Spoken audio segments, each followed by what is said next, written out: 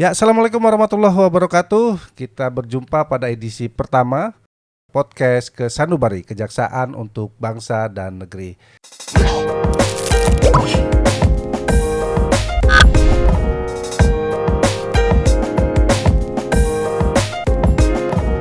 Ya, kawan Sanubari, hari ini kita akan berbincang-bincang dengan dua tokoh atau dua narasumber Sri Kandi Depok nih, yang sudah hadir di tengah-tengah kita. Kita akan membicarakan satu tema yang mungkin beberapa waktu ke belakang sempat juga banyak dibicarakan karena ada juga viral ya di berbagai media sosial terhadap adanya kejadian kekerasan yang dialami oleh seseorang ya, yang cukup menyita perhatian publik ya. Tapi kemudian ada hal-hal yang ternyata di luar dugaan ya.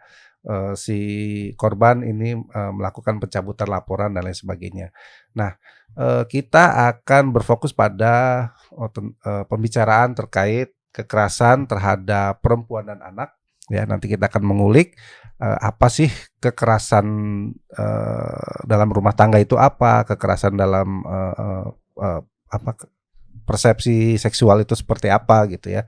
Kita akan berbincang-bincang dengan dua orang narasumber. Kita langsung saja kenalan. Yang pertama adalah Ibu Mia Banulita. Beliau adalah Kepala Kejaksaan Negeri Kota Depok. Assalamualaikum Bu. Waalaikumsalam. Ya, gimana Bu kabarnya hari ini? Alhamdulillah baik. Iya, Halo kawan Sanubari. Iya. Ya Bu, kita akan ngobrol-ngobrol ya Bu nanti lebih detail lagi terkait kekerasan dalam rumah tangga. Siap. Nah, kalau Ibu Mia ini berkaitan dengan penegakan hukumnya atau penanganan hukumnya. Nah, dari Pemda juga, ini dari Pemda Kota Depok, kita hadir Kepala DP3AP2KB, Ibu Dr. Gigi Nesi. Ya, alhamdulillah bisa ketemu di sini Bang Mehmet. Iya, alhamdulillah. Kita akan coba ngobrol nih, Bu, terkait kekerasan dalam rumah tangga. Kalau dari Ibu Kajari nih, yang dimaksud dengan kekerasan dulu nih terhadap rumah tangga itu apa sih? Ya, baik Mas Mehmet. Ide podcast kita hari ini menarik ya. Artinya kita mengangkat satu isu yang lagi viral dan memang kejaksaan di sini punya tupoksi untuk memberikan edukasi kepada masyarakat. Yeah. Nah, jadi terkait dengan tema kita pada hari ini adalah mengenai kekerasan rumah tangga. Dan memang kekerasan rumah tangga itu oleh negara itu Bu sudah diatur dalam undang-undang tersendiri, dan itu adalah bentuk concern dari negara bahwa memang korban dari kekerasan rumah tangga ini harus dilindungi semua aspek, Mas Mehmet. Jadi tidak hanya dari aspek penegakan hukumnya, juga aspek dari perlindungannya dan juga aspek dari pencegahan terhadap tindak pidana tersebut. Nah, ruang lingkup dari kekerasan rumah tangga itu sendiri, Mas Mehmet, banyak. Luas artinya ya. Di sini kekerasan itu meliputi kekerasan secara fisik, kekerasan secara psikis, kekerasan seksual maupun penelantaran dalam rumah tangga. Jadi ya ruang lingkup dari kekerasan yang dimaksud dalam undang-undang ini sangat luas. Nah, jadi 4 ruang lingkup itu apabila kemudian ada seseorang yang melakukan tindak pidana terhadap perbuatan-perbuatan tersebut, maka pasti jelas ada sanksinya, ada hukumannya. Dan hukumannya ini memang hukumannya alternatif, hukuman pidana penjara atau denda. Nah, kembali lagi masalah rumah tangga di sini. Lingkup rumah tangga di sini adalah orang-orang yang ada di dalam rumah tangga. Jadi tidak hanya suami atau istri atau anak, orang lain yang katakanlah dia saudara atau masuk dalam kategori orang yang membantu ART lah, tapi dia berada di dalam satu rumah tangga. Itu nah termasuk itu juga ya menjadi objek dari undang-undang KDRT. Jadi itu adalah bagian yang orang-orang yang dilindungi oleh undang-undang KDRT ini. Demikian. Berarti yang dimaksud dalam ruang lingkup KDRT kalau di rumah tangga berarti anak, istri ya, atau suami, betul, saudara yang tinggal di dalam rumah, pokoknya yang berada ya kan, dalam yang rumah dalam rumah, tersebut. termasuk Oke. ART. ART. Ya, ART kalau ada tindak pidana kekerasan ataupun ancaman kekerasan terhadap ART tersebut tunduk pada Undang-Undang KDRT. Gitu. Dan memang sih kalau Undang-Undang KDRT ini lagi-lagi delik aduan ya Bu. Ini adalah delik aduan.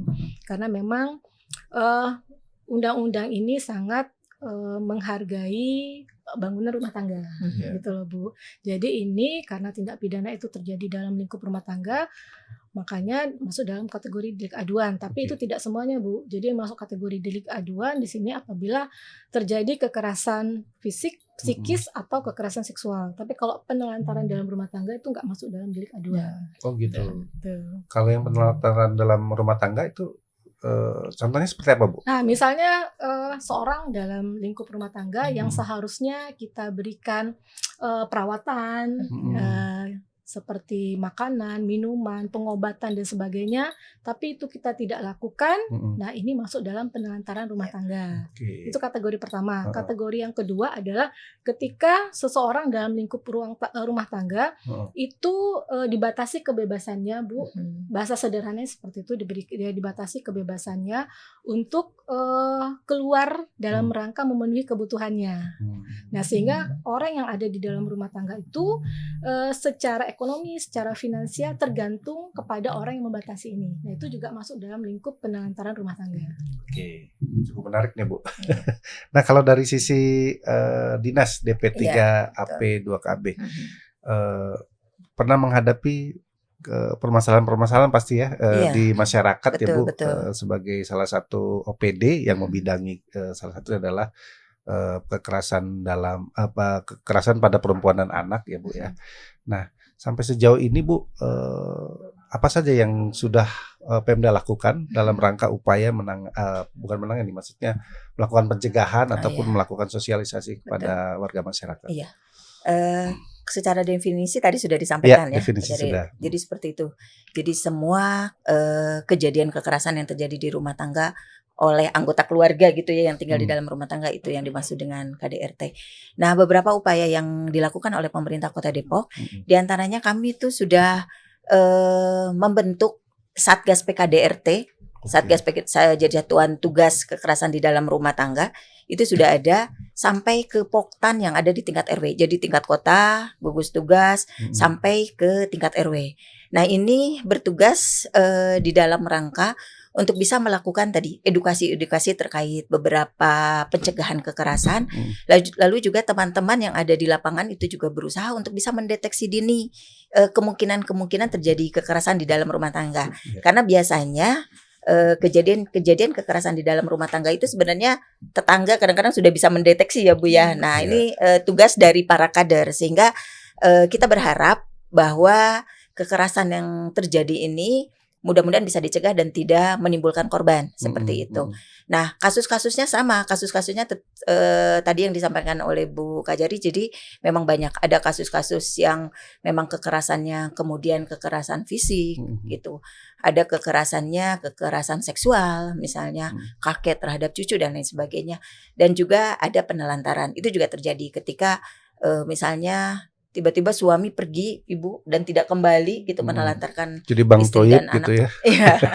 Sehingga ini juga menjadi perhatian pemerintah Kota Depok bagaimana si ibu dan anak-anak ini masih kita berharap tetap bisa hidup dan bisa berusaha untuk bisa ekonominya bisa tetap berjalan seperti itu.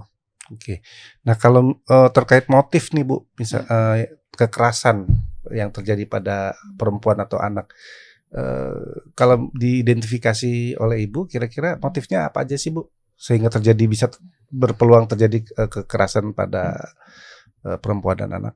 Ya, motifnya ya pasti banyak ya, dan ini pasti berbeda antara satu rumah tangga dengan rumah tangga lainnya, kan? Kebanyakan itu motifnya karena tekanan ekonomi, ya kan? Tekanan ekonomi, kemudian penyalurannya atau pelampiasannya kepada orang-orang yang terdekat dari dirinya, gitu loh.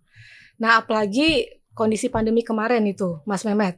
Jadi dari data kita, dari data yang diperoleh Kejari Depok, untuk perkara KDRT yang masuk itu tahun 2021 itu cukup signifikan, Bu.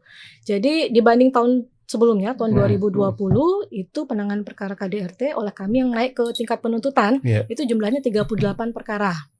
Itu di Depok ya? Depok, betul. Itu yang sampai ke penuntutan, belum yang sudah diselesaikan di tingkat penyidik, yang mungkin ada perdamaian atau ada upaya restoratif justice di tingkat penyidikan, pasti itu lebih banyak, Bu, daripada yang masuk ke tingkat penuntutan. Di penuntutan aja tahun 2020 itu ada 38 perkara. Tahun 2021 ada 43 perkara. Dan tahun 2022 bulan Agustus kemarin itu, Bu, 24 perkara. Artinya kalau kita lihat di sini ya dekat ya antara motif salah satunya motif ekonomi dengan yang menyebabkan terjadinya peningkatan jumlah tindak pidana KDRT. Nah, selain faktor-faktor itu ada juga mungkin faktor psikologis kan, lebih ke karakter dari masing-masing pasangan di sini, dan itu juga banyak terjadi, Bu. Nah, kalau kita lihat di sini mungkin ada pernikahan dini juga menjadi salah satu penyebabnya. Kemudian pernikahan siri juga salah satu penyebab yang paling tinggi. Ya, pernikahan siri mungkin karena ikatannya tidak terlalu kuat sehingga dia lebih gampang melakukan perbuatan-perbuatan yang katakanlah menyakiti pasangannya. Gitu loh. Nah, jadi dan sebenarnya, Mas, perkara-perkara KDRT itu lebih banyak tidak dilaporkan daripada dilaporkan sebenarnya, gitu loh. Jadi banyak faktor lah kenapa ini tidak dilaporkan, ya. Ya mungkin karena perasaan malu atau mungkin kurang edukasi korban ini ketika dia mau melaporkan sampai sebatas mana perlindungan yang diberikan oleh negara terhadap dia, gitu loh.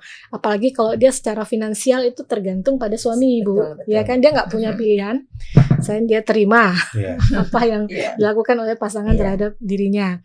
Jadi memang lagi-lagi kami hadir di sini, Mas Mehmet, adalah dalam rangka melakukan edukasi terhadap masyarakat. Karena memang undang-undang KDRT ini kan sudah lama nih. Sudah lama berlakunya, Bu. Ini Undang-Undang 23 tahun 2004. Artinya kan ini sudah berlaku kurang lebih 12 tahun. Ya kan, Bu?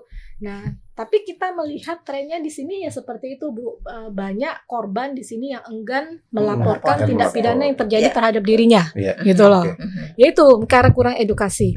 Padahal, Mas Mehmet, di pasal 15 Undang-Undang KDRT itu ada bunyi pasal yang mewajibkan bagi masyarakat yang mengetahui, melihat, menyaksikan terjadinya tindak pidana KDRT itu untuk melakukan upaya-upaya yang cukup dalam rangka mencegah terjadinya tindak pidana tersebut, gitu loh. Misalnya menghentikan ketika terjadinya satu tindak pidana, atau merawat korban tindak pidana, atau kemudian katakanlah mendorong si korban untuk memenuhi hak-haknya, antara lain melaporkan kepada aparat. Jadi di sini ada kewajiban masyarakat untuk melakukan upaya-upaya tersebut. Jadi masyarakat nggak boleh diam, dan ini sifatnya wajib. Nah, ini yang belum diketahui oleh masyarakat. Karena biasanya kalau masyarakat ini melihat tetangga berantem suami istri, mereka cenderung menutup atau tidak mau ikut campur dalam urusan rumah tangga. Mereka akan bilang, wah ini urusan rumah tangga nih, gitu loh. Iya, bukan urusan kita. Kebanyakan seperti itu. Nah, ini yang tidak boleh. Padahal seharusnya wajib ya. Wajib bagi dia untuk mencegah terjadinya tindak pidana tersebut. Begitu loh. Biasanya kan begitu, Bu, ya kan? Nah, dibiarkan. Tahu-tahu sudah ada yang salah satu jadi korban, babak belur gitu kan. Baru kemudian tetangga rame-rame nolong. Kadang tidak ikut campur, dianggap bukan urusannya, tapi di belakang ini ngobrol sama tetangganya nih. Gosip itu ya. Jadi bahan gibah. Nah, itu dia. Jadi ya memang kewajibannya kita semua masyarakat di sini, artinya apabila ada tindak pidana tersebut kita wajib untuk menghentikannya. Dan terhadap korban ini sebenarnya juga ada perlindungan hukum, Mas, kan. Jadi setelah korban ini melapor ke penyidik polisi, dalam 1 kali 24 jam penyidik itu harus memberikan perlindungan sementara kepada korban tersebut. 1 kali 24 jam, dan perlindungan sementara itu diberikan dalam jangka waktu maksimal 7 hari. Selanjutnya nanti ada namanya perlindungan yang pelindungan terhadap korban yang diberikan berdasarkan penetapan pengadilan. Nah, itu bisa diberikan paling lama selama 1 tahun. Artinya di sini memang negara itu memberikan perlindungan, upaya perlindungan yang maksimal kepada korban tindak pidana.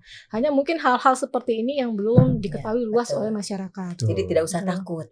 Ya, betul. Laporkan tidak aja usah kalau takut, terjadi. Ya. Tidak usah ragu, karena memang negara memberikan jaminan sepenuhnya terhadap perlindungan korban KDRT. Oke. Nah begitu ya kawan sanubari ya, satu poin nih kita dapat. Jadi ketika teman-teman kawan sanubari ini melihat atau menyaksikan adanya terjadi atau potensi kekerasan dalam rumah tangga di lingkungannya, itu boleh ya Bu, langsung harus, wajib. Undang-undang itu perintahnya wajib. Wajib melaporkan supaya bisa mencegah dari tindakan-tindakan yang lebih parah lagi ya.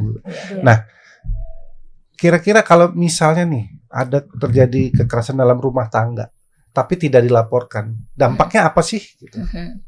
Dari kekerasan yang dilakukan dalam rumah tangga itu ketika tidak dilaporkan. Dampaknya pasti banyak ya Mas ya. Kenapa itu menjadi suatu perbuatan yang dilarang?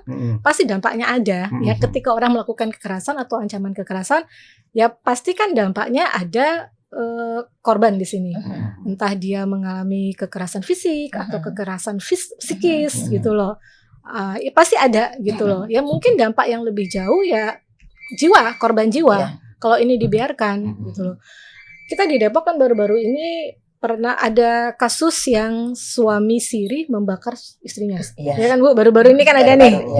Itu kan salah satu case dampak yang paling jauh lah Mas. Artinya kalau sampai perbuatan itu tidak dicegah, pasti akibatnya fatal karena tidak ada yang bisa menghentikan orang itu untuk melakukan tindak pidananya kalau tidak dicegah. Sampai penghilangan nyawa.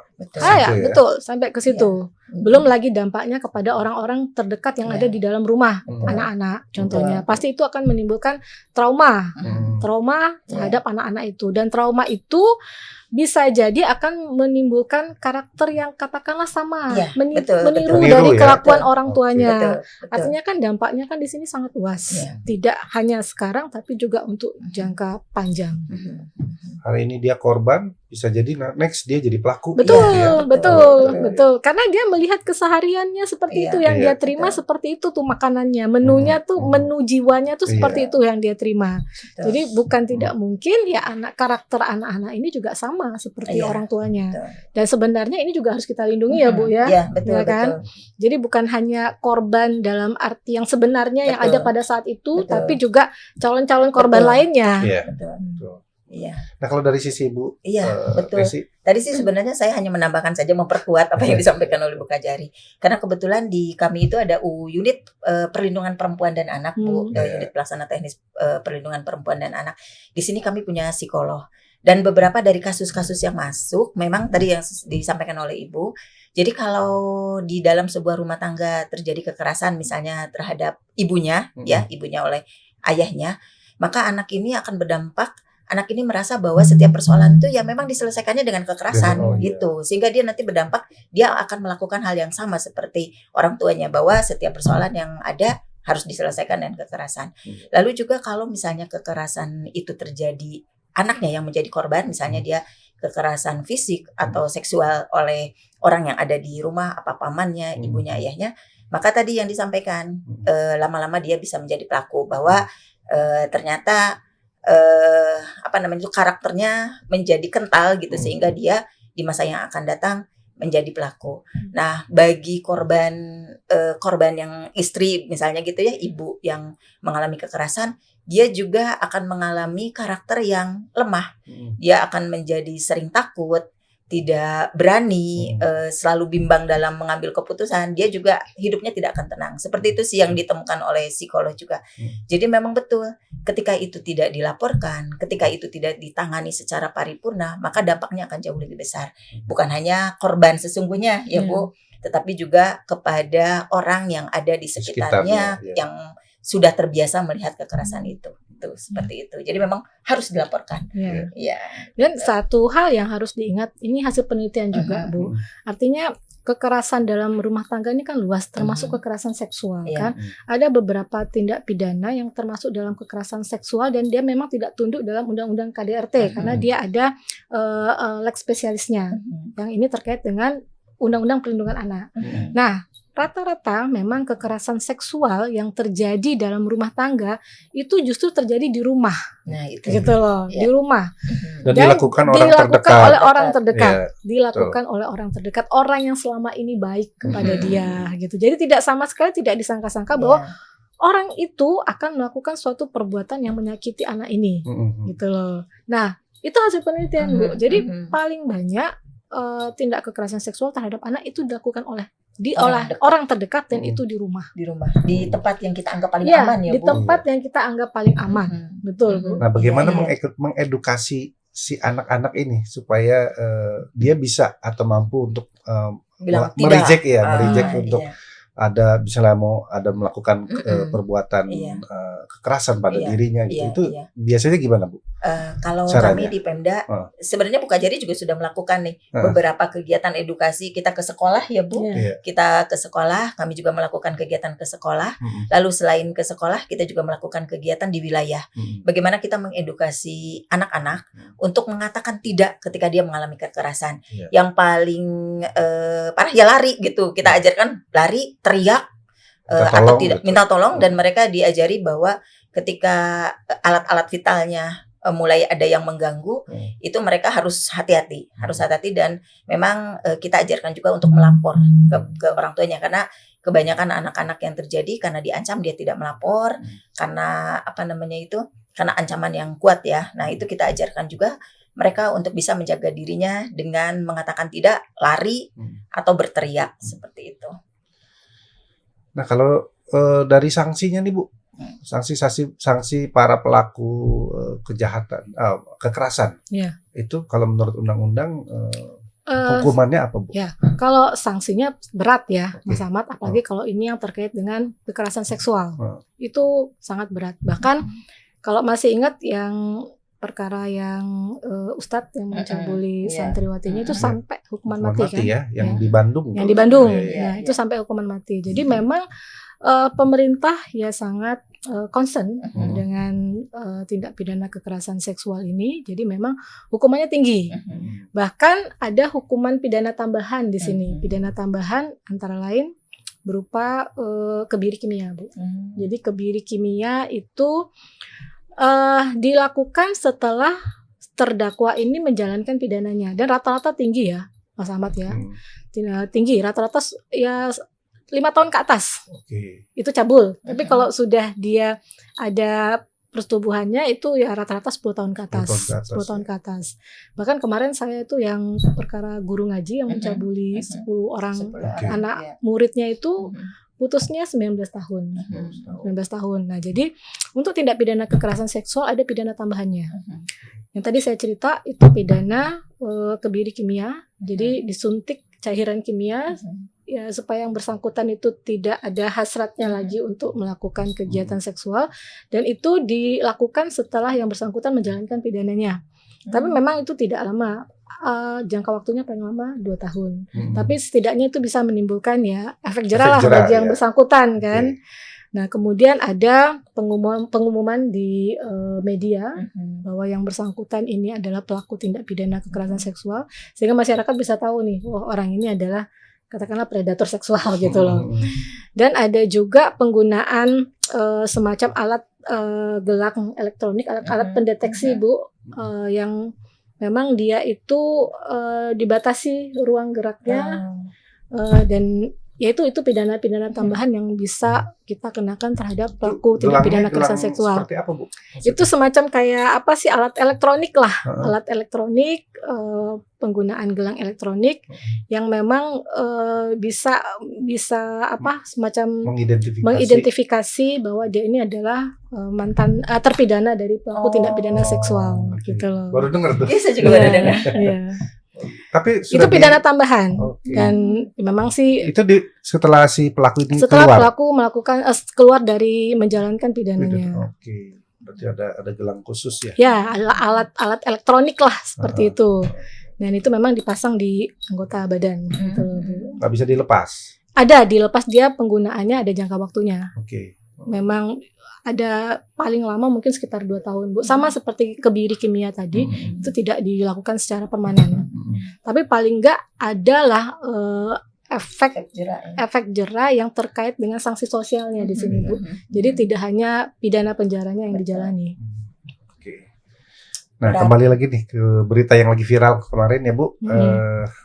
Ada melakukan kekerasan dalam rumah tangga, sudah dilakukan sedemikian kerasnya ya.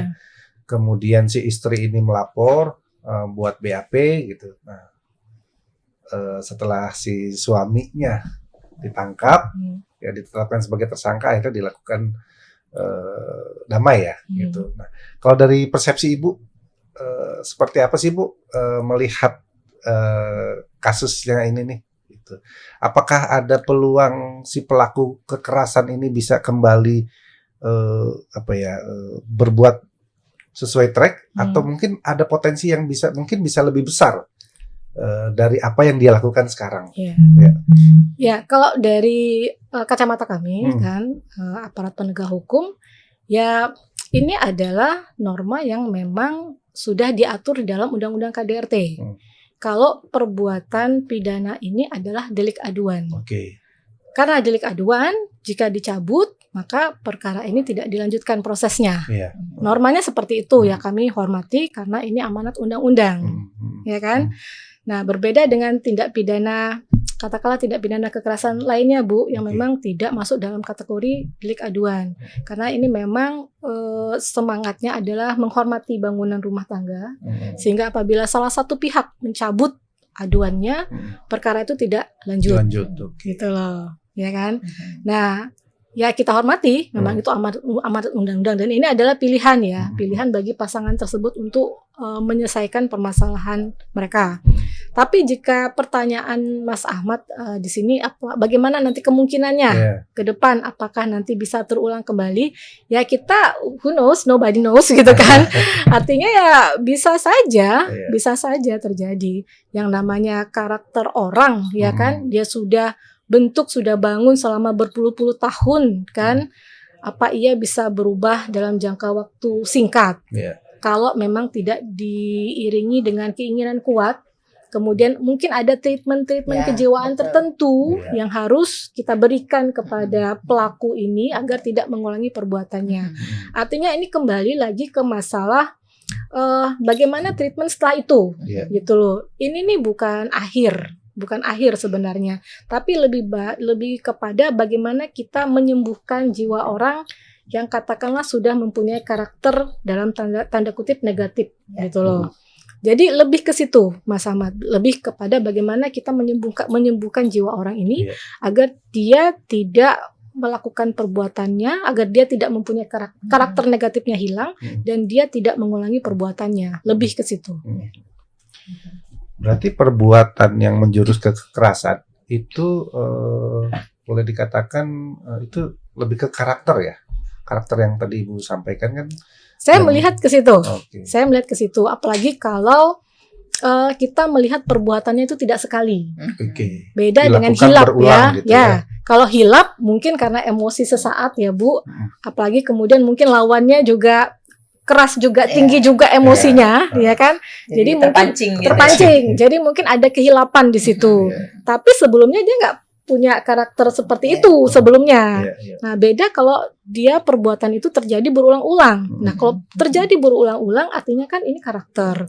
Artinya orang ini kan tidak bisa berada di bawah tekanan, Bu. Ada tekanan sedikit, dia lampiaskan dengan cara marah, dengan cara memukul dan sebagainya. Ini kan karakter.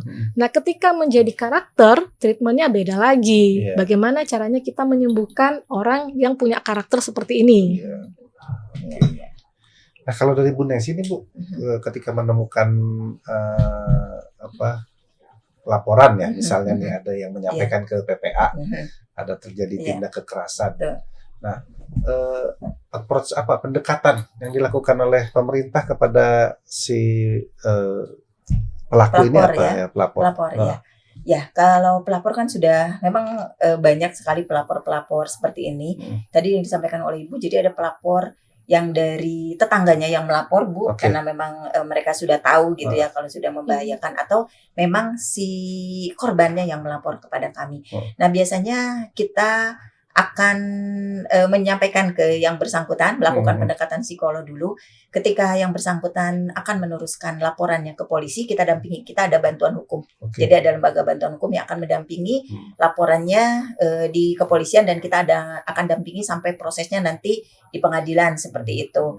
Tetapi ada juga yang melapor, tetapi dia tidak mau meneruskan. Dia masih tetap mau kembali gitu dengan suaminya. Nah, itu biasanya kita pendekatan memanggil si pelaku juga, memanggil pelaku untuk dipertemukan dengan teman-teman kami psikolog. Jadi itu biasanya akan dilakukan treatment tadi yang Ibu sampaikan, itu akan dilakukan beberapa kali tahap karena treatmentnya tidak bisa sekali. Itu akan rutin, misalnya seminggu sekali, seminggu 2 kali, dan itu akan terus dilakukan. Kalau setahun belum menunjukkan progres, misalnya masih ada laporan, ya dilanjut gitu. Itu seperti itu yang dilakukan pendampingan oleh pemerintah Kota Depok. Oke. Nah, ada nggak call center atau apa? Ada. Jadi ada call centernya, yaitu ke 0811 1186 598. Jadi ini adalah unit pelaksana teknis daerah perlindungan perempuan dan anak Kota Depok. Alamatnya di Perumahan Permata Depok, Pondok Jaya Cipayung, Kota Depok. Nomor teleponnya saya ulangi ya. 0811 1186 598. Nah, Bang Mehmet, ada satu lagi, kami punya pusat pembelajaran keluarga. Kalau ini khusus untuk konsultasi keluarga. Jadi kalau misalnya seorang istri gitu merasakan saya kok suami agak berubah gini gitu ya, ingin konseling dan lain sebagainya, gratis juga, yaitu di 0813 944 58266. Ini di Puspaga Harmoni, Pusat Pembelajaran Keluarga. Jadi ini belum terjadi kekerasan kalau ini. Ya, di 0813 944 58266. Ada psikolog juga di sini, gratis juga. Nah, kawan Sanubari ya, tadi beberapa poin lagi nih bagi kawan Sanubari yang ingin melaporkan tindak kekerasan baik yang dialami oleh lingkungan terdekat ataupun juga oleh kawan Sanubari sendiri ya, bisa tadi menghubungi unit PPA ya, Bu. Atau ketika dalam rumah tangga mungkin merasa ada hal-hal yang perlu curhat atau apa, itu bisa ke Puspaga tadi ya. Nah, kalau dari Kejaksaan sendiri, Bu, mohon izin bisa juga langsung lapor ke Kejaksaan atau seperti apa, Bu? Nah, jadi gini. Karena ini adalah lingkupnya tindak pidana umum, kami tidak bisa menanganinya secara langsung. Tapi kami Kejaksaan itu punya instrumen yang terkait dengan kegiatan penyuluhan hukum, dan itu sudah kita lakukan. Jadi ya saya sepakat dengan Ibu, artinya edukasi terhadap penanganan tindak pidana kekerasan seksual atau KDRT di sini, ini tidak hanya sekedar bisa kita berikan untuk satu segmen masyarakat, betul. Ya Bu ya. Artinya ini harus kita lakukan secara komprehensif gitu loh Mas kan. Artinya di sini kita harus berikan edukasi kepada anak, bagaimana anak di sini berani untuk melawan ketika ada perbuatan yang katakanlah tidak menyenangkan terhadap anak itu. Nah, si anak berani berkata tidak, ya kan Bu, si anak berani melawan, si anak sudah harus tahu batasan-batasan orang itu yang mana sih bagian tubuhnya yang bisa dipegang oleh orang lain gitu kan Bu. Si anak ini harus paham dulu. Karena yang namanya, yang tadi saya bilang, ya pelaku tindak pidana itu orang terdekat dia gitu loh. Bisa aja cara masuknya itu tidak ujuk-ujuk dengan kekerasan atau ancaman. Bisa aja masuknya dengan cara bujuk rayu. Iya kan, bujuk rayu. Nah, bisa aja seperti itu. Jadi yang harus kita edukasi maksimal, ya salah satunya adalah anak, gitu loh. Selain anak di sini kita juga harus edukasi orang terdekatnya, paling tidak orang tuanya lah di sini, ibunya lah, agar ibu si anak ini bisa aware terhadap setiap perubahan yang terjadi pada anak, gitu loh.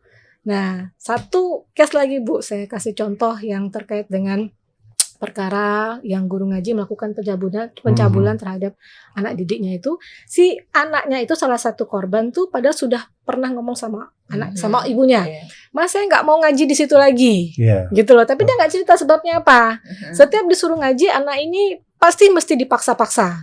Tapi ibunya nggak cari tahu sebabnya apa. Malah anaknya itu dipaksa suruh ngaji, gitu loh. Mau nggak mau anak itu berangkat. Tapi karena dia nggak cerita, karena takut dan sebagainya, dia berangkat. Nah, akhirnya kan terjadi nih hal yang tidak menyenangkan bagi si anak. Nah, artinya di sini orang tua tuh harus aware setiap perubahan, setiap keluhan yang disampaikan oleh anak. Orang tua tuh harus aware, kan? Itu yang kedua. Terus yang ketiga adalah masyarakat. Nah, masyarakat, jangan sampai masyarakat ini menjudge bahwa korban itu juga mempunyai karakter yang negatif, Bu. Karena kadang-kadang korban ini, Mas Mehmet, dia tekanan terbesarnya adalah ketika ada penilaian dari masyarakat, ketika ada stigma negatif dari masyarakat. Jadi masyarakat yang nggak bisa terima korban, ya tidak hanya padahal mereka harusnya, tidak bisa menerima pelaku, tapi mereka tidak bisa menerima korban. Ada di lingkungan mereka. Nah, mereka ini jadi bahan pembicaraan dan sebagainya, sehingga kadang-kadang ada korban anak yang mau keluar aja takut, gitu loh. Jadi dia traumanya bukan karena tidak hanya trauma terhadap perbuatan yang dilakukan terhadap dirinya, tapi juga trauma terhadap masyarakat, gitu loh. Nah, penerimaan masyarakat di sini yang menganggap mereka ini sudah negatif nih, mereka sudah tidak layak di sini. Ini yang paling berat, apalagi dalam kategori anak ya, Bu, ya. Tentu dia belum bisa berpikir luas dan berpikir dewasa, kan. Jadi bawaannya adalah lebih menutup diri dari lingkungannya.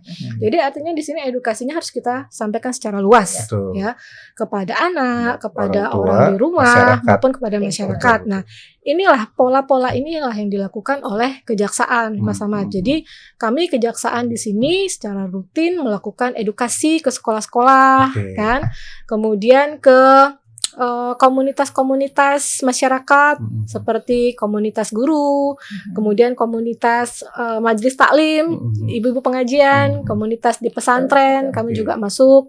Terus kita juga kerjasama dengan dari Dinas Pemberdayaan Perempuan Depok, kami juga melakukan kegiatan rakor ya, Bu, ya. Kita berikan sosialisasi kepada para penyuluh di sini, jadi agar paham bagaimana cara melakukan edukasi yang tepat kepada masyarakat di sini. Artinya kejaksaan juga sudah sampai ke situ karena ini adalah salah satu bentuk keprihatinan kami terhadap banyaknya maraknya tindak pidana kekerasan seksual terhadap perempuan anak yang terjadi di kota ini, gitu loh. Dan memang di mana-mana tingkatnya tinggi, Mas Ahmad. Di mana-mana tinggi. Kalau di Jawa Barat itu kami punya data itu untuk tahun ini sekitar 1.300 jumlah perkara. Dan itu tersebar di seluruh Jawa Barat. Artinya kan ini tinggi. Kalau kategori tindak pidana ini kan termasuk tindak pidana berat nih. Ini tinggi gitu loh, Bu. Nah, tindak pidana ringan lainnya banyak, tapi karena ini masuk kategori tindak pidana berat dan ini harus menjadi perhatian kita semua, ini menjadi kedua terbesar setelah tindak pidana narkotika. Gitu. Ya, Bu Kadis. Saya mau nanya nih, bagi perempuan korban kekerasan dalam rumah tangga, kan ada juga yang akhirnya mereka pisah dan secara ekonomi tidak mampu untuk ya bertahan dengan keluarganya, dengan anaknya gitu. Nah, saya mau nanya, adakah program atau bentuk-bentuk perlindungan atau bantuan dari pemerintah untuk perempuan-perempuan ini nih, Bu, yang tadi? Ya. Ada, Bang Mehmet. Jadi makanya kalau korban ini nggak usah takut untuk melapor, karena pemerintah Kota Depok akan melakukan pendampingan terhadap para korban ini atau para penyintas istilahnya ya, yang sudah mengalami kekerasan. Nah, kita akan mencoba menanyakan kepada mereka sebenarnya passion mereka di mana. Ketika mereka senang untuk mengolah makanan, tata boga, maka kita akan kursuskan tata boga. Selesai kursus, kita akan berikan bahan dan alat supaya mereka nanti bisa memproduksi kuliner gitu di rumahnya. Bahkan kemarin ada ketika kita kursuskan di sebuah perusahaan cateringnya mengambil dia karena dia rajin, bagus, udah Bu jadi karyawan saya saja gitu. Jadi gitu. Atau misalnya passionnya dia lebih lebih ke tata rambut. Nah, nanti kita kursuskan salon, nanti kita kasih alat dan bahan. Jadi ini bentuk pendampingan dari pemerintah Kota Depok agar para korban ini tetap bisa mandiri, mereka bisa menghidupi keluarganya, dan tentunya kita melakukan penguatan psikologis juga sehingga dia tidak menjadi lemah bahwa ada kami loh, ada pemerintah tetap hadir gitu bagi mereka, seperti itu. Iya. Ya, Ibu ada yang mau ditambahin? Ya, ini menarik nih ya kalau pemerintah Kota Depok punya program seperti itu, Bu, kan? Artinya para penyintas di sini diberikan support. Diberikan support. Jadi pemerintah Kota Depok hadir mendampingi para penyintas ini. Dan memang sebenarnya penyintas ini bisa dimanfaatkan, Bu. Katakanlah sebagai agent atau sebagai duta ya, yang bisa menyampaikan kepada masyarakat, khususnya perempuan-perempuan yang memang berdasarkan laporan itu sudah menerima kekerasan fisik dari pasangannya, agar tidak takut untuk memperjuangkan hak-haknya. Betul. Karena di sini negara melalui pemerintah kota itu menjamin bahwa mereka ini tidak akan dibiarkan sendiri sekalipun mereka dalam keadaan katakanlah tidak disupport secara finansial. Artinya kan di sini dia pasti akan kehilangan support yang secara finansialnya. Nah, ini di sini ada jaminan dari pemerintah kota untuk bisa mensupport mereka dan juga bisa memberikan perlindungan. Artinya mereka bisa dipergunakan, Bu, sebagai duta ya, Bu ya. Para mereka yang sebagai duta berbicara di depan ya. Betul, Bu. Artinya jangan takut untuk memperjuangkan haknya di sini ya kan, mereka tidak sendirian. Mereka yang menjadi duta itu kan merasakan bagaimana kekerasan itu yang dia mereka punya pengalaman. Betul, karena memang korban ini kalau tidak didorong untuk lapor, mereka kebanyakan tuh tidak berani, gitu loh. Saya punya kasus, Bu, ya, dia ini sekian puluh tahun dia harus terima kekerasan fisik dari suaminya, dan setelah anak-anaknya besar, anak-anaknya melihat dengan mata kepalanya sendiri bagaimana ibunya tuh setiap hari disiksa oleh bapaknya, dan akhirnya yang melaporkannya itu anaknya. Anaknya yang melaporkan bapaknya, bukan ibunya. Anaknya yang melaporkan bapaknya, ibunya belum berani. Akhirnya dengan kekuatan diri anak-anaknya, ibunya berani lapor, berani mengungkapkan semua apa yang sudah dilakukan oleh suaminya. Ya udah, akhirnya ya memang konsekuensi dari perbuatan yang dilaporkan ke polisi, akhirnya mereka pisah, Bu. Tapi itu konsekuensi ya. Artinya kan ini balik lagi ke masalah, ya masa iya selama hidup dia menderita harus menderita gitu kan. Nah, ini waktunya dia untuk sampai pada pilihan itu. Nah, artinya nggak banyak orang-orang yang berani mengungkapkan itu dari awal. Lebih banyak orang yang menahan apa yang sudah diterima dari pasangannya. Itu salah satu contohnya. Dan ini yang tadi para penyintas ini memang bisa kita dorong, kita bergunakan untuk memberikan edukasi kepada perempuan-perempuan tersebut. Betul. Jadi mereka nanti merasa lebih bermanfaat. Mungkin mereka malah bisa jauh lebih percaya diri ya, Bu. Betul. Bisa sharing pengalaman gitu. Itu nama programnya apa? Pemberdayaan perempuan kepala keluarga. Perempuan kepala keluarga, karena karena dia sudah jadi kepala keluarga dan memang korban. Sebenarnya di situ ada tulisannya penyintasnya juga. Bahasanya penyintas itu. Iya, tapi biasanya kita tidak pernah menggunakan bahasa itu ke mereka, apalagi gitu. Kita menggunakannya wanita tangguh, perempuan kepala keluarga. Pakai kalimat yang positif yang positif. Emang harus tangguh ini wanita. Nah, ini di belakang saya ini ada banner nih, layar ceria nih. Ini masih ada kaitannya dengan edukasi lah ya. Iya, betul. Ada optimalisasi RW Ramah Anak Kota Depok melalui layar ceria. Iya. Ini boleh dong, Bu, sedikit ya. Dikulik sedikit. Iya. Layar ceria itu adalah layanan keluarga cerdas inovatif RW Ramah Anak. Jadi di Depok ini kita ada 928 RW. Nah, yang sudah terbentuk menjadi RW Ramah Anak, yang sudah mendeklarasikan dirinya menjadi RW Ramah Anak, ini ada 600.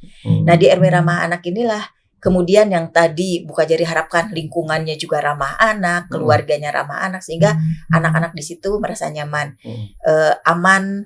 Jadi bukan hanya masyarakatnya yang bisa memberikan kenyamanan untuk anak-anak, tapi kegiatan yang mereka lakukan juga kegiatan yang memberikan nilai positif untuk anak-anak, termasuk fasilitas yang ada.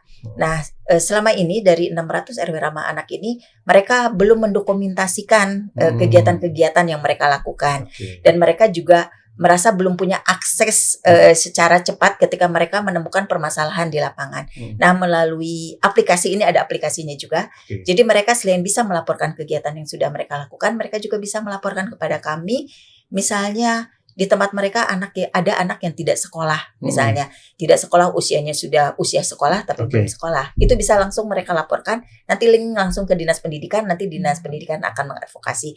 Termasuk juga tadi ketika mereka kebutuhannya, mereka ingin ada psikolog yang datang, mereka ada sesuatu yang memang ingin mereka konsultasikan dengan psikolog, tentunya nanti akan langsung dilingkan dengan pusat pembelajaran keluarga sehingga psikolog kami bisa hadir di tempat di RW ini untuk melakukan parenting dan semua permasalahan anak. Tentunya ini juga menjadi sebuah strategis ya, sebuah kegiatan yang strategis. Melalui RW ramah anak ini kekerasan mudah-mudahan bisa kita cegah, bisa kita tekan, karena kita berharap ini menjadi salah satu upaya dari semua masyarakat terbawah di RW untuk bisa mendeteksi setiap kejadian-kejadian yang ada di wilayahnya dan mereka bisa melakukan dengan cepat, penanganan dengan cepat. Jadi kalau mereka melihat ada tindak kekerasan, ya mereka juga bisa melakukan dengan cepat, melaporkan ke UPTD atau melaporkan ke layar ceria, seperti itu. Ya. Nah, tadi kan ada 928 RW ya, Bu. 600 sudah mendeklarasikan sebagai RW ramah anak. Itu bedanya RW ramah anak dengan RW yang belum mendeklarasikan itu apa? Iya. Kalau RW yang biasa gitu ya. Bedanya dengan RW ramah anak. Nah, kalau RW ramah anak ini adalah sebuah RW yang sudah punya komitmen untuk bisa melayani anak-anak dengan pemenuhan haknya, melakukan perlindungan kepada anak-anak, dan selain menyiapkan SDM, jadi semua warganya sudah tahu tentang perlindungan anak, tentang pelayanan terhadap anak-anak, juga mereka tadi saya sampaikan mereka juga melakukan kegiatan-kegiatan rutin di dalam wilayahnya dalam rangka meningkatkan potensi anak. Dan setelah itu juga di dalam sebuah RW itu juga fasilitasnya juga mendukung anak. Jadi ada taman bermainnya gitu, ada beberapa kegiatan-kegiatan yang memang diharapkan bisa menggali potensi anak dan mengembangkan tumbuh kembang anak, seperti itu. Jadi perlindungannya betul-betul semua warganya tahu persis gitu apa yang harus mereka lakukan terhadap anak gitu. Jadi jangan sampai di situ ada anak-anak yang tidak terpenuhi haknya, hak hidupnya terancam, tidak sekolah gitu, kesehatannya juga terabaikan, administrasi kependudukannya juga mereka tidak punya, misalnya akte dan sebagainya. Nah, melalui layar ceria ini mereka bisa melaporkan, dan itu fungsi dari RW ramah anak. Selama ini belum terdokumentasikan dengan baik dan laporannya belum terdokumentasi, karena melalui ini mereka bisa melaporkan, dan ini terintegrasi dengan perangkat daerah lainnya di dalam memenuhi hak anak. Menarik ya, Bu. Ini berarti kan udah lintas OPD ya, terintegrasi OPD, ya. Mungkin juga bisa terintegrasi dengan kejaksaan nih. Betul, kalau misalnya ada warga masyarakat butuh namanya tuh penerangan hukum, penyuluhan gitu ya, Bu ya. Bisa kerja sama kita, Ibu. Kita sebenarnya sudah kerjasama ya, Bu ya, tapi mungkin tidak dalam hal-hal yang sifatnya konkret seperti ini ya. Kita memang pelaksanaan tugas kita rutin dan kemudian nyambung dengan pelaksanaan tugas Ibu, ya udah sudah jalan aja sebenarnya. Cuma belum kita kasih nama ya, Bu. Betul, belum kasih nama. Ibu ini packagingnya belum ada. Luar biasa di Kecamatan Sukmajaya itu. Sudah turun sampai itu yang saya sampaikan, memang kita nggak bisa kerja sendiri. Justru kita harus bisa mengedukasi simpul-simpul masyarakat. Nah, Ibu sudah hadir ke majelis taklim, ke guru-guru, itu kan simpul masyarakat yang mereka bisa menyebarkan langsung ya, Bu. Gitu. Jadi memang kita harus bisa memanfaatkan semuanya untuk menekan angka kekerasan. Tadi di Kecamatan Sukmajaya sebagai apa itu, Bu? Pilot project jadi apa, Bu? Jadi Kecamatan Sukmajaya itu adalah Kecamatan Binaan Kejaksaan Negeri Depok. Jadi Kecamatan Binaan yang kita bina ini di sini apa? Kesadaran hukumnya. Nah, kenapa Kecamatan Sukmajaya menjadi pilihan dari Kejari Depok untuk dijadikan Kecamatan Binaan? Karena Kecamatan Sukmajaya ini wilayahnya besar, Bu. Besar. Wilayahnya besar. Penduduknya Kemudian banyak juga. penduduknya pasti pasti banyak. Nah, kita lihat tindak pidana yang terjadi itu memang lebih banyak di Kecamatan Sukmajaya. Gitu loh. Nah, kami melihat ada potensi ini. Nah, kenapa tidak? Jadi kami bina kesadaran hukum masyarakatnya dari lini terbawah. Mas Mehmet. Jadi lini terbawah. Jadi dari keluarga. Karena dari keluarga lah karakter manusia itu dibentuk. Gitu loh. Dari keluarga baru kemudian kita pelan-pelan secara paralel kita juga melakukan pembinaan ke perangkat. Perangkat kecamatannya, perangkat masyarakatnya, perangkat kelurahannya, dan ke organisasi-organisasi masyarakatnya seperti tadi majelis taklim, Bu. Kemudian kita juga kemarin pernah mengumpulkan para tokoh agama, juga Karang Taruna. Nah, kita berikan edukasi terkait dengan pencegahan tindak pidana. Demikian. Sudah kemana-mana, ke wilayah juga ke mall. Ibu kemarin kan kita ke mall juga, ya. Di mall. Jaksa masuk mall. Udah masuk kemana-mana pokoknya ya, Bu. Dengan Ibu dengan Mas Mehmet juga. Karena memang yang menjadi concern kami sebenarnya, Bu, yang mungkin luput dari perhatian kita semua nih sebenarnya, karena selama ini yang kita lihat itu adalah korban, kepentingan korban. Bagaimana kita juga ikut memikirkan kepentingan pelaku, terutama anak ya, Bu. Menjadi concern kami adalah ketika anak itu menjadi pelaku.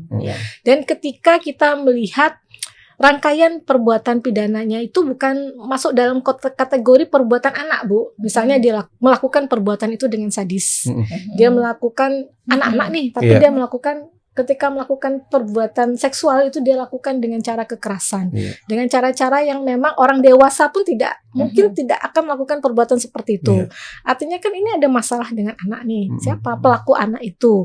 Nah, inilah, Bu. Jadi kami juga banyak menangani perkara tindak pidana kekerasan seksual yang dilakukan oleh anak.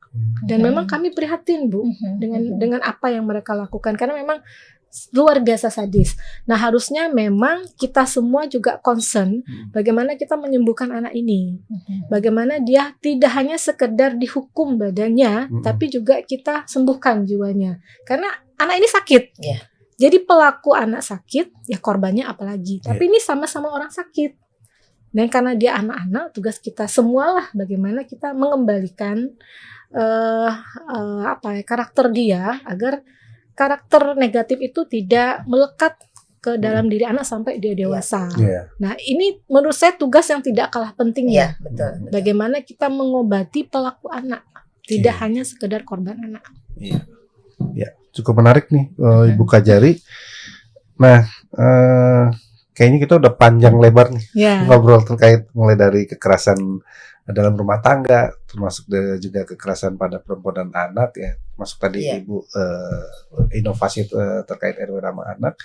Saya mau minta satu closing statement deh dari Ibu Kajari dulu terkait yang tadi sudah kita bahas kepada teman-teman kawan Sanubari.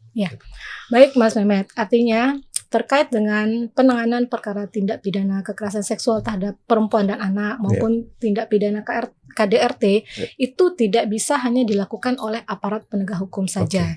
Tapi di sini juga perlu sinergitas dengan stakeholder terkait, terutama instrumen di dalam pemerintah kota yang memang mempunyai kewenangan terkait hal tersebut.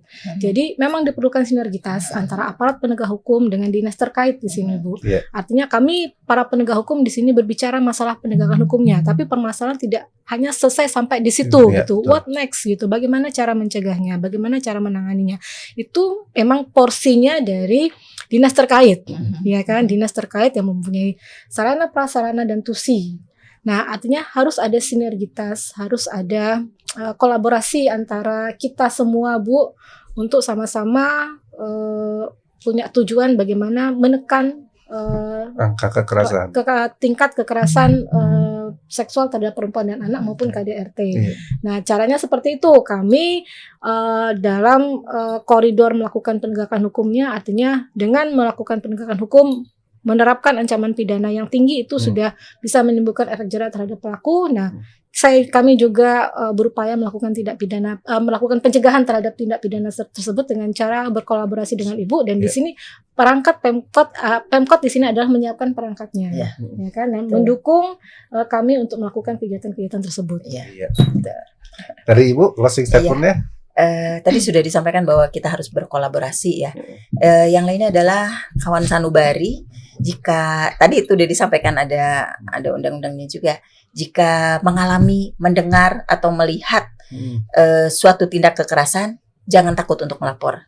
Laporkan, karena ini salah satu cara kita justru untuk menyembuhkan, untuk menekan angka kekerasan dan bahkan mudah-mudahan bisa menghentikan kekerasan. Jadi kalau dibiarkan justru itu akan panjang. Jadi jangan takut untuk melapor, karena kami pemerintah Kota Depok akan mendampingi, tentunya bersama kejaksaan akan mendampingi proses-proses itu. Jadi tidak usah takut untuk melapor. Seperti itu. Baik, terima kasih atas penjelasannya, informasinya yang cukup menarik dari Ibu Kajari dan juga Ibu Nesi. Mudah-mudahan informasi ini bermanfaat bagi teman-teman kawan sanubari. Ya, kawan sanubari, demikian tadi bincang-bincang kita dengan Ibu Kepala Kejaksaan Negeri Kota Depok dan juga Ibu Kepala Dinas DP3AP2KB. Jangan lupa kalau ada potensi terjadi kekerasan terhadap perempuan dan anak, sekali lagi silakan dilaporkan ya. Tadi ada juga hotline-nya ya, yang PPA ya Bu ya.